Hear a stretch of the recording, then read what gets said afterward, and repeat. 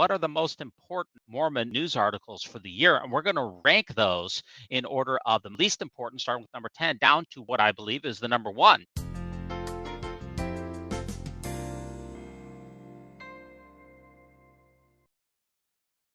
Okay, so our number 10 article of the year is the church announcing back in General Conference that they announced 18 temples just in the last General Conference. That's the one in October. And that brings the total announced or dedicated temples to 300, a nice even number of 300 total temples in the world. Our number 9 story for the year is Canada and Australia both had LDS tithing scandals that have taken place during the year. The LDS Church, it has the most valuable private real estate portfolio in the United States. They were able to find and confirm at $20 billion worth of holdings. But it is extremely likely that the church's holdings are much, much more significant because this was only the publicly available databases. At the National Press Club back in May, he responds to questions about church finances the only time that a senior church leader of the Quorum of the 15 or the presiding bishopric took questions, real questions from the media the entire year. Elder Bednar gave a number of fascinating glimpses into his mind and also the entire philosophy of the church. He spent about an hour and a half, and this is very important, Morgan, is that he spent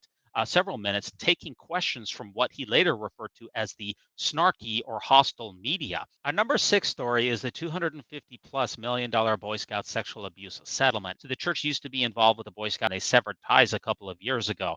Well, when they severed those ties, there's been a number of class action lawsuits from different Boy Scout troops and also congregations, up to 80,000 litigants that have said that we were sexually abused by Boy Scout leaders while we were members of the Church of Jesus Christ of Latter-day Saints, and it's a huge lawsuit. So the church is bringing to the table $1 billion for these sexual abuse cases. That's an unprecedented number. The judge took that and threw it out and said, we don't think that that is enough money for 80,000 people because some of the most egregious cases could be multi-million dollars each. Our number 5 story of the year is long last photo of Mormon founder Joseph Smith emerges. Number 4. So the Washington, D.C. temple was shut down for 4 years for renovations. It was originally built in 1974, and it was the first temple after Nauvoo burned to the ground. It's the first time that Russell M. Nelson left Utah since 2019. He came out to dedicate this. In fact, all 3 members of the first presidency came out to dedicate this temple. That has not happened since the Italy temple back in 2019. That means that the church is placing a high priority on this temple.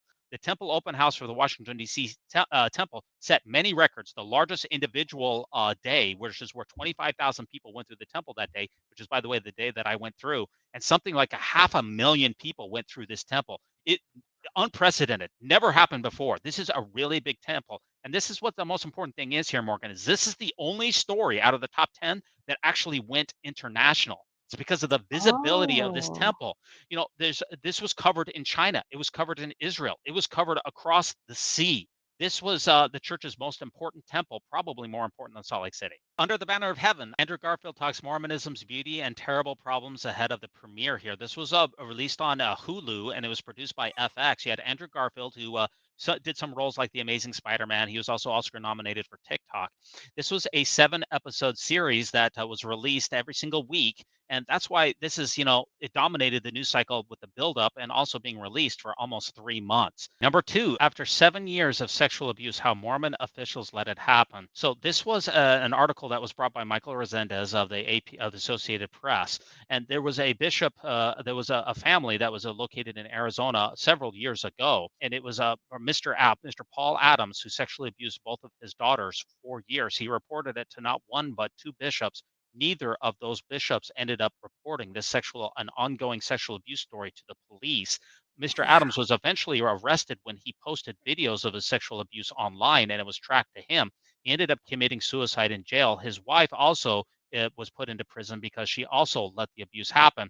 The people then are now questioning, thanks to Michael Resendez, and saying, why did not these bishops report this ongoing sexual abuse to the authorities and stop this horrific abuse from happening?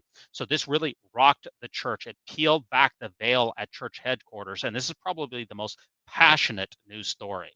Number 1 story of the year. This is the Church of Jesus Christ of Latter-day Saints supporting the Respect for Marriage Act. So this is really Mhm. unprecedented, explosive, unbelievable, confusing, calculated.